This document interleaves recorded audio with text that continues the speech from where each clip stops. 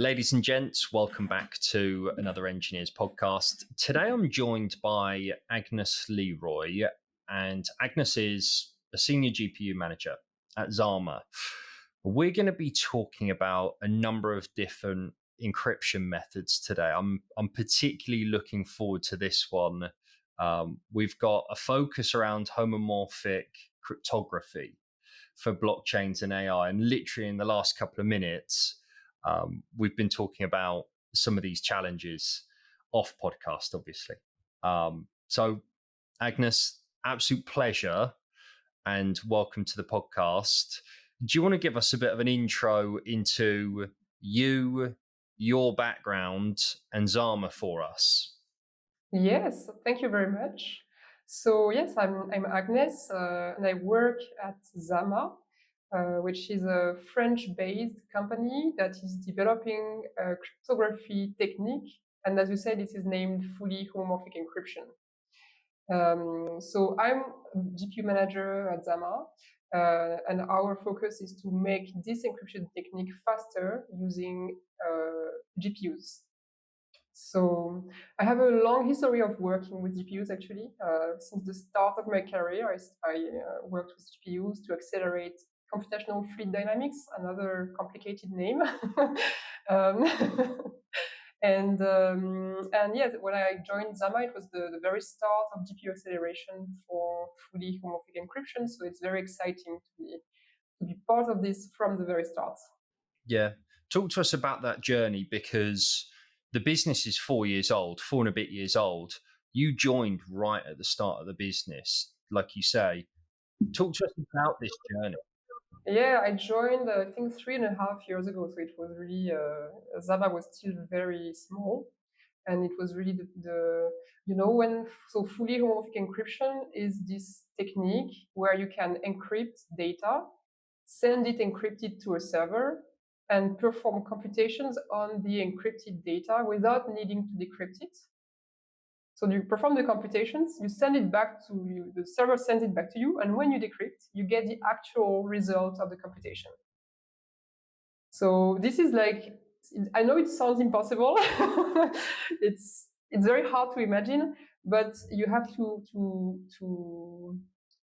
visualize the fact that it's the way you encrypt, so the math you choose to encrypt, that gives some properties to your ciphertexts. And when you do that, what you do essentially is you represent, instead of representing one integer with 64 bits, you represent lots of integers, and you're hiding your message with all those integers. So the size of the computations are much bigger than on clear data. Okay. And for everyone listening, can you help us understand how that's different from traditional encryption methods? Yeah, so first of all, with traditional encryption methods, you can't usually process on your encrypted data. You have to decrypt your data, and then you can perform some computations, encrypt it back, and encrypt it again, and send it back. So there are some schemes where you can perform, for example, additions. So actually, the CTO of Zama is the inventor of a scheme that has such a property, and that is used today. But what we do at Zama is fully homomorphic encryption. It means you can perform any operations on your encrypted data, not just the addition, not just the multiplication, anything. So that completely changes. I mean, this is some kind of ultimate goal cryptographers have been trying to reach since the 70s, And it only became possible, not in practice, but theoretically, it only became possible in 2009. So it's pretty recent. What made it possible in 2009 that it wasn't possible back in the 70s? Yeah. So when you encrypt your data with FHE, you add some noise in the ciphertext. Okay. When you add two ciphertexts that have each some noise, you add up the noise. When you perform operations, you add up the noise. And in the end, you can corrupt your data. In 2009, there was a researcher named Craig Gentry who came up with an idea to bootstrap the ciphertexts in the sense that you reduce the noise to a nominal value. And essentially, that means that with this, you can perform any amount of operations on your data, which was not possible before. You could only do a limited amount of additions, for example. And with this, you can perform any amount of operations. And also, with this, you can apply an arbitrary function onto your data at the same time. Some incredibly smart people building some incredibly smart stuff. Same as your CTO, who's obviously invented his own schema. It'd be really good to take us back to Zama's mission and almost talking to us and helping us understand, what did Zama set out to go and do?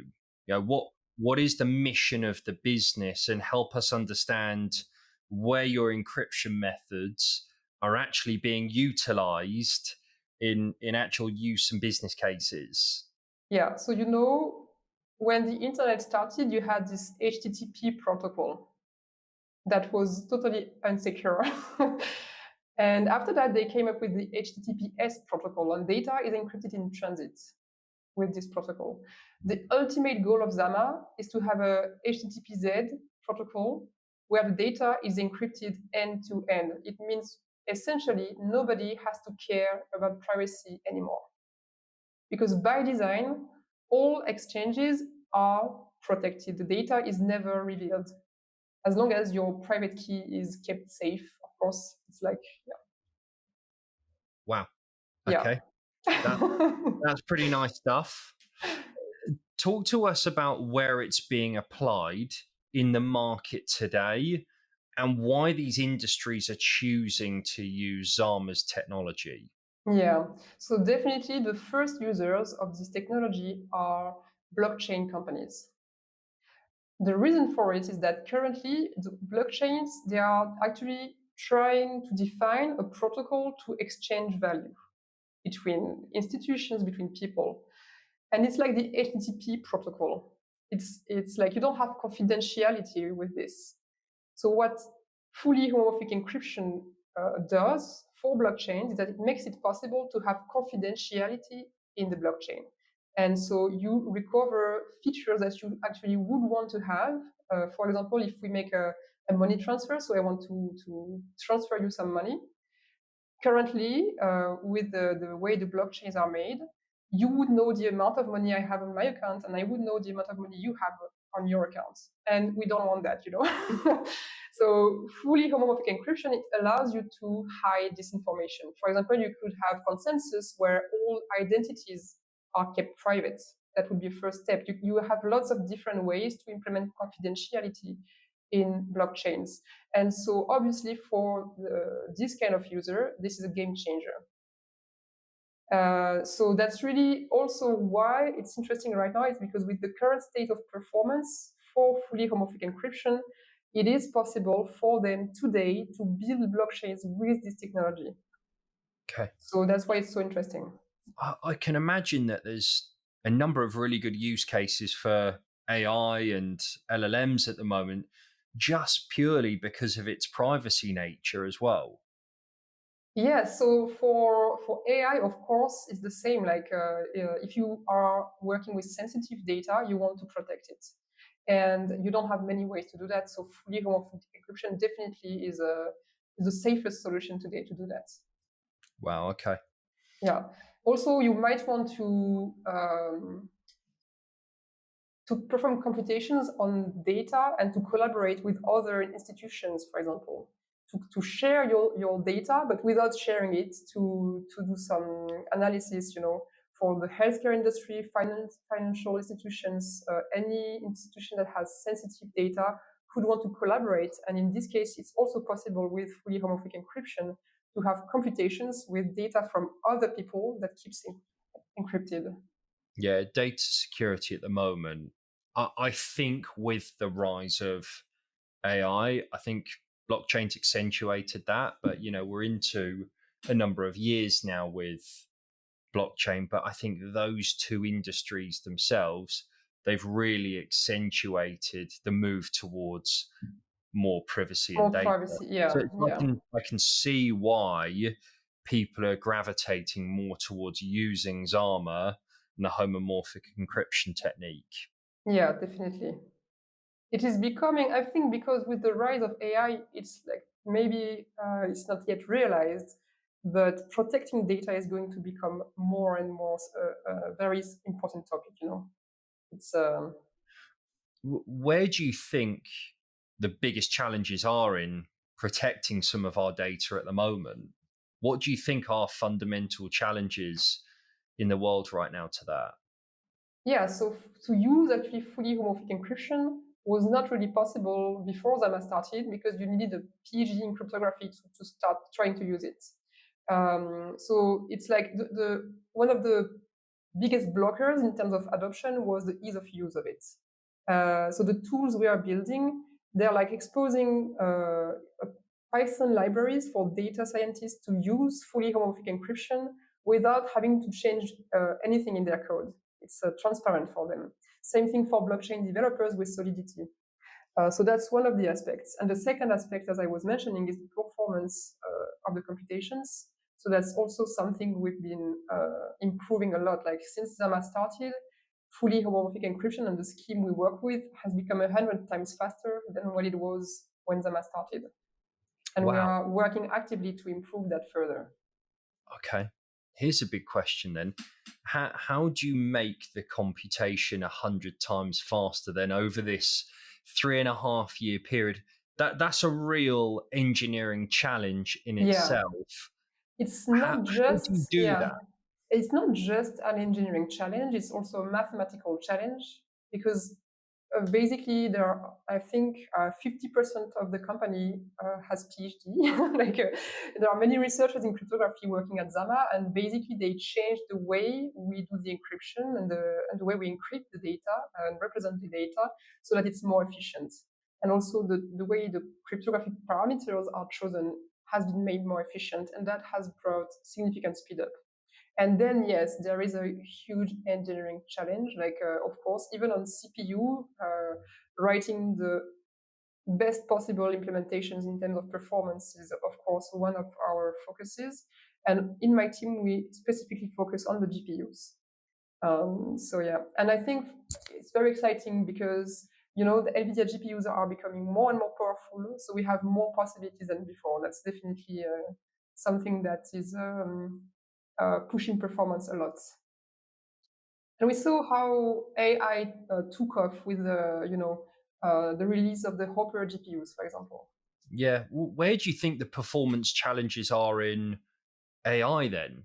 In that case, considering we're on the GPU subject, where are those performance challenges? Oh, well, currently LLMs are already huge. Like it's trillions of coefficients, and we are talking about making that 1,000 or 10,000 times bigger. So that's a performance challenge. It's yeah, totally. It's just the size of the LLMs is so huge that increasing that size again is really something that pushes it to the limit. But I'm hopeful that in the future years, the size of the LLMs will decrease. Maybe not the number of coefficients. Maybe the integer representation can be smaller, or So yeah, we'll see, because currently training an LLM is so costly. Even running inferences on LLMs is very costly. So I hope there will be a kind of a move towards having lighter models, but we'll Okay. see. Do you know why it is so costly? Oh, why there are so many coefficients?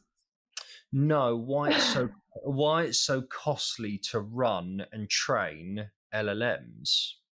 Wow, I think it's just the size of the problem you're trying to solve is huge. You're really trying to determine the values of trillions of coefficients. So this obviously takes a very large amount of time.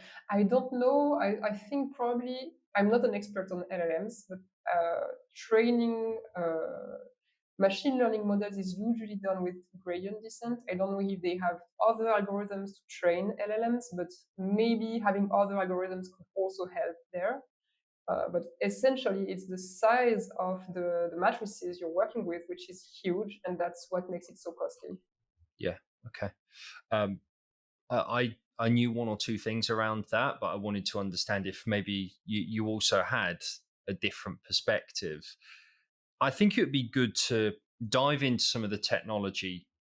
Pre-podcast, we wanted to understand why you were using Rust, how you're using Rust, and also other technology. So I think it would be really good to touch on some of the technology stack and why you're using those technologies. Yeah. Yeah, so for the front end, which is a front end for a developer, like not an actual UX, we actually target tools that are widely used, like Python and Solidity. And then under the hood, the cryptography library itself, it's developed in Rust.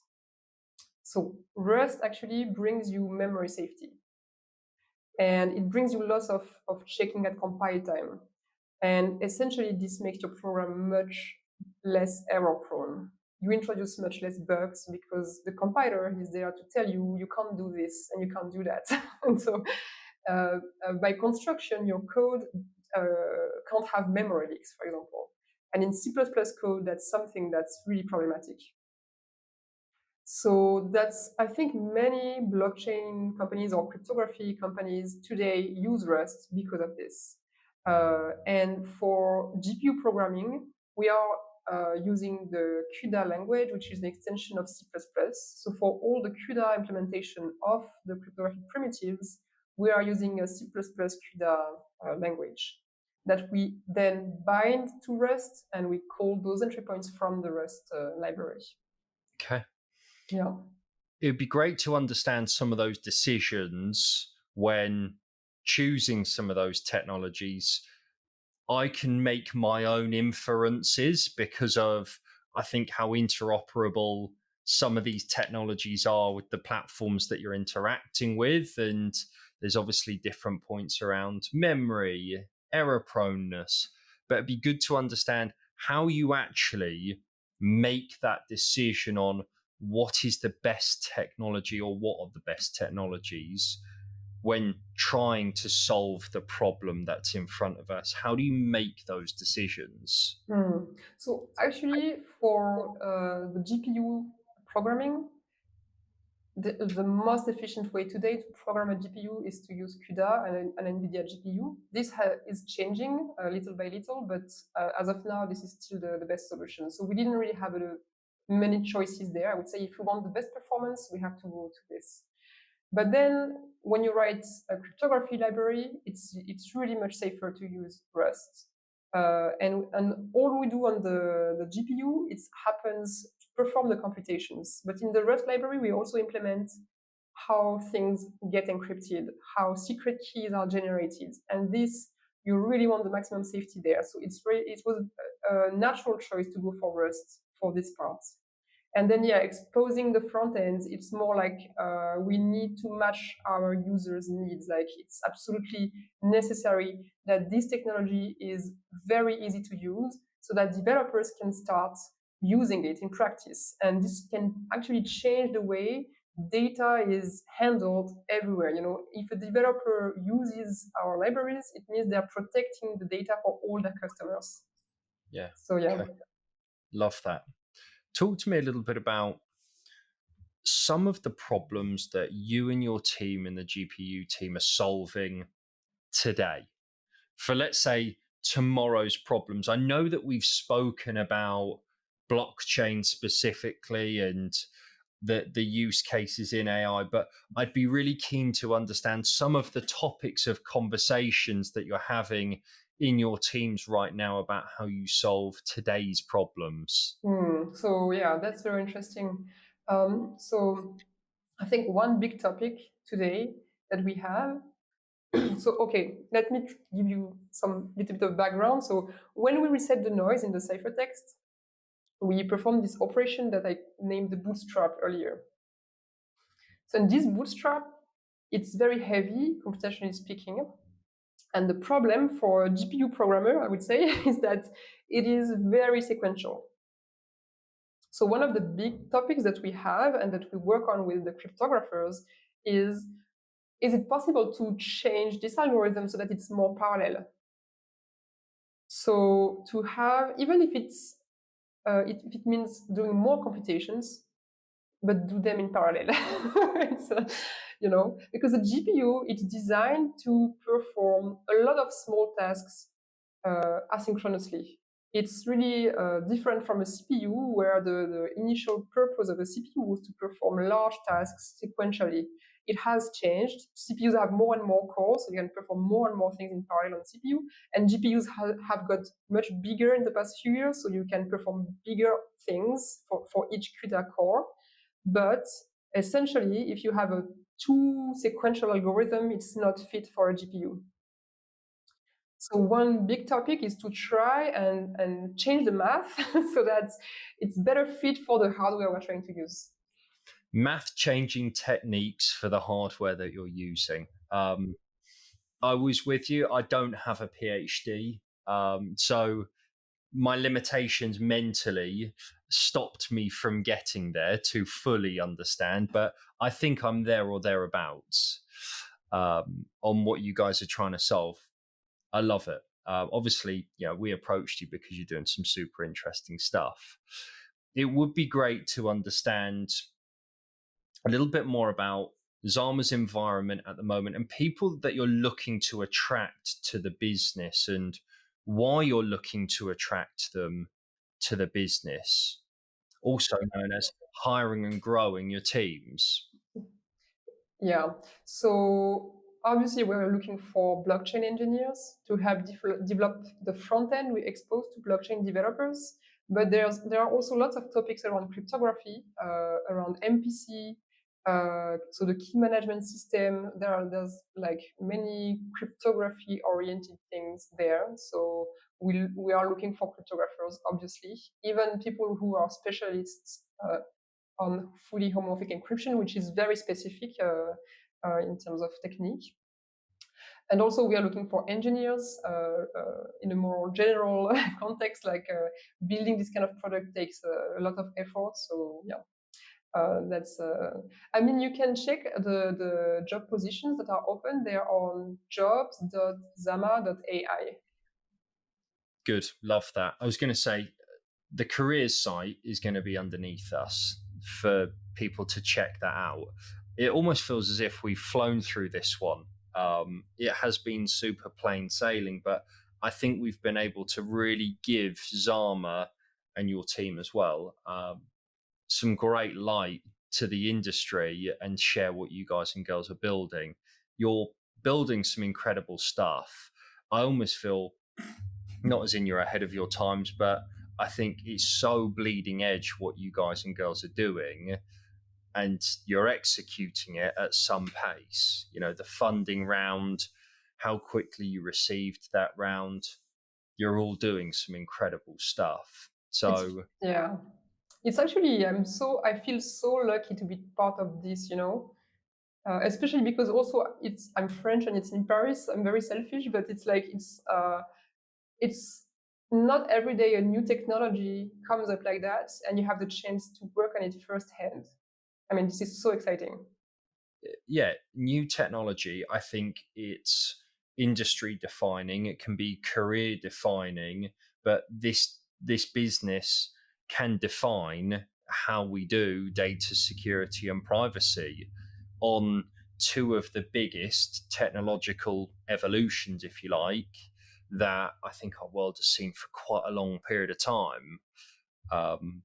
And like we said earlier in the podcast, data security is one of those things that people are talking about day in, day out now. And there's so much change online around data security that is so important. Totally. I fully agree. And that's why also for me and for Zama as a company, it's super important to give the developers the right tools to protect people's data, because it's an increasingly important topic. We have to look at it, Yeah, absolutely. I do want to say a massive thank you for coming to join us, talk to us a little bit about Zama, what you're building, even the history of cryptography. I massively appreciate it. And of course, like I said, the Zama careers are below. There's a lot more context on the business, and obviously you can see Agnes's LinkedIn profile as well. Go and follow the team, and likes, shares, subscribership. This is what keeps this ecosystem going round and round. So please continue to do that. Agnes, a massive thank you for coming to Thank you join so us. much. Thank you so much for having me. It was very nice. No, my absolute pleasure. And of course, best of luck to you guys at Zama. And no doubt I'll be checking in and seeing where you guys are up to in the next 12 months. Yes, thank you very much. Pleasure. Hey guys, thanks for watching this episode. Massively appreciate you listening and checking in with us. If you want to find out more about us and what we're doing, please check us out on social media. What we're trying to do at Enginears is build a community to drive knowledge sharing and experiences. On Twitter, we can be found Enginears.io. It's no underscore. We've also got a website, which is enginears.io. These links will all be posted in the description. Any feedback and comments are massively appreciated. We're always looking to improve on where we can. Thanks, guys.